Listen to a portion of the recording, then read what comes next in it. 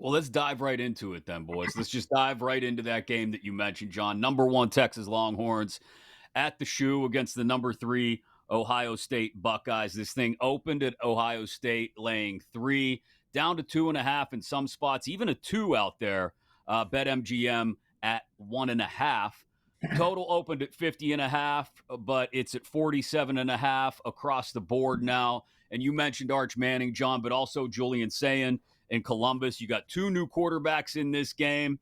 And for my money, while Ohio State is still wildly talented and their secondary is still very good, you did lose some things up front. You lost JTT. You lost scoop and score Jack Sawyer from the last time these two teams met in the Cotton Bowl semifinal last year, and both coordinators. In particular, Jim Knowles to a conference rival, which we'll get to when we do put some respect on Penn State's name, Choppy, maybe another time. But you bring in Matt Patricia, you bring in Brian Hartline, new coordinators, a lot of new talent. I love Jeremiah Smith. He's one of my Heisman favorites. I don't think that's going way out on a limb. But for me, it's which defense is going to be able to force the opposing quarterback into more mistakes in this game.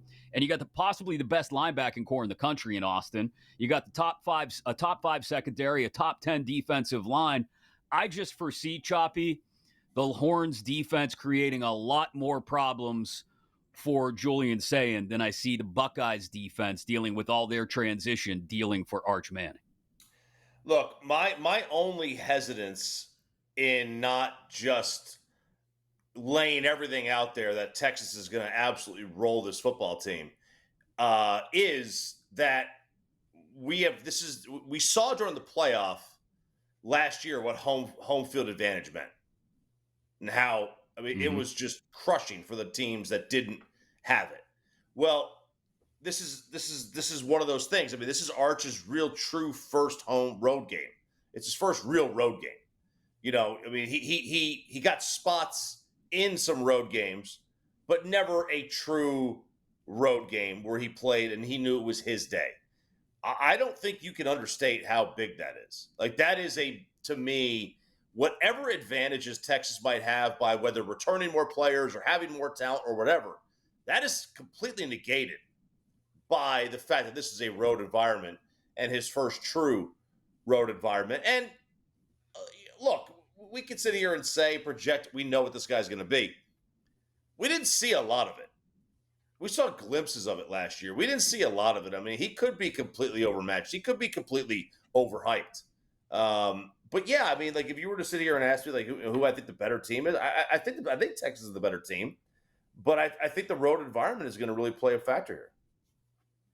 John, is that enough of an obstacle to slow down this Manning kid that you mentioned, who's apparently related to Peyton and Eli? I hadn't heard. Is that the difference? Because the line is telling us, the market is telling us that this is, I don't want to call it Texas the favorites, because obviously that's not what the number tells us, but this is the smallest home spread Ohio State has had in at least the last 5 years, going back through the pandemic season. I don't have the numbers from pre-2020 in front of me right now. So only favored by 1.5 at home. This is kind of uncharted water for the national champs. Well, I think whatever happens, and by the way, I bet Texas plus 2.5. That obviously that number is mostly gone. I do think there's a chance it comes back, as limits go up closer to kickoff. But I think whatever happens in this game, whether you bet Ohio State, whether you bet Texas, like, it's just gonna be obvious, right? Like, if you lay it with Ohio State and they come out and they just roll over Texas, like, seriously, you didn't bet Ohio State with the lowest home spread since 1946 or whatever Chris Mack just said, against the Texas team that lost all their good receivers and Arch Manning making his first real road start. What are you, crazy? And then if Texas wins outright, you're going to say, really? You didn't bet freaking the heir apparent to Peyton and Eli Manning with an Ohio State team that has a, first-time starter in Julian Sayin and a top 3 defense with a long, like, what are you? So I think, like, no matter what you do in this game, you're going to feel stupid if the bet loses, right? Like, I think that's, the big games is kind of like that, like I'm going to feel really dumb if in the third quarter, it's 24-6 and our Arch looks overmatched and Caleb Downs is locked up, every Texas wide receiver. But that's the game you play. I just have decided I'm all in on this kid, and I'm down for the ride. Yeah, and I think you could be all in on Texas this weekend against Ohio State on the road at the Shoe and still not necessarily have to tell everybody that you're dragging a sack of cash over to the window to bet on a Texas national championship future, because obviously multiple dynamics at play here. Either team could lose this game and they're fine, totally fine as far as playoff and national championship pictures go. Choppy's giving me a look and making high-pitched noises. Why is the loser in trouble already, Choppy? I don't know that Texas can lose this game and make the playoff. They've got to go to Georgia. They got to go to Florida. They got to play Oklahoma in a neutral site. They got A&M. I mean, that ain't easy. And that is even accounting for some weird slip up somewhere else, right? Which happens in this thing. I think Ohio State can lose this game, and I think they're fine. I think they're good to go. Having to go to Florida, and look, Florida's a wild card. If DJ Lagway is hurt or healthy, whatever, right? They're a total wild card. They're a completely different team. Georgia. When was the last time Kirby lost there? Obama was president, I think. It's been a while, right? It's been a long time. So I don't know that Texas can lose this game. I mean, you make a great point about the schedule and the obstacles they have in front of them. I mean, as for this week specifically, the one thing that does give me concern, and the thing you immediately get hit back with when you mention losing 3 starters to the NFL on the offensive line for Texas is, well, Arch is more mobile than you, or he'll be fine. Well, what if, like John said, that Ohio State secondary and Caleb Downs absolutely lock him up? And not only is he now running for his life, but he's got nowhere to throw. And the whole thing now, as you pointed out, Choppy, on the road, first true road game.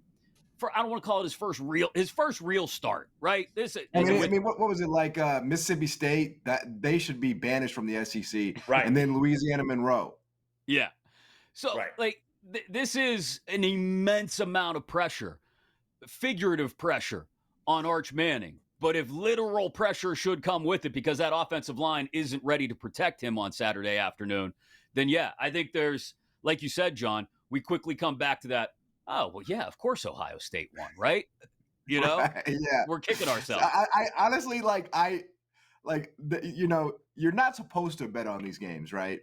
Like this is just a flip. It's a flip. It's a coin toss. It's not even a weighted coin toss. Like whatever the number is at kick, like you can trust and assume it's right. Like there may be something fluky that happens that gets it inside or outside of the number, but it's gonna be right. But like I said, I'm going down with the Manning ship. Every Manning that's ever played quarterback has been a legend.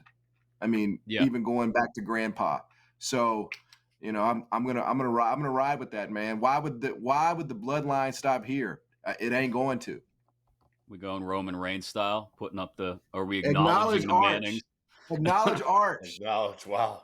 Chris Mack, such a hater. The one thing I will say, aside from either side on this thing, spread, money line, whatever you want to do with it, there's a reason that total has dropped 3 points since opening, and I would still take the under because of everything we just said about the talent on both of these defenses and the lack of experience for both of these quarterbacks. I happen to really like under 47.5, which is what you're going to find the number at basically across the board anywhere you look. Maybe wait until a little closer to kick, but I would think the only way that thing moves is to come down. So I like the under, Chop, 47.5. I think we get a low scoring game. That's a low college number. That's a real low college number. I didn't even think of taking the total on that one. I just strictly was going money line with Texas. That's how I was looking at this because there's no point in taking 1.5 and laying juice. Give me something else and just go with the money line.